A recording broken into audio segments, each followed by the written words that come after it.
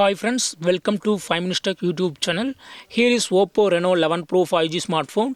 In this video, you will learn how to change mobile hotspot password in your phone Oppo Reno 11 Pro 5G. First of all, go to the settings of your phone here. Then go to connection and sharing. And here select personal hotspot.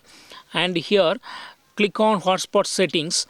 And here you can just delete available password and change it to your own password. So here I just delete this password and I give another password. So here I just type Jesslyn 789. Okay, so minimum 8 characters should be used. Okay, finally click on save. So hotspot password has been changed to what I have now typed. Okay, so in this way you can easily change hotspot security password in your phone Oppo Reno 11 Pro 5G. That's all friends. Thanks for watching. Bye.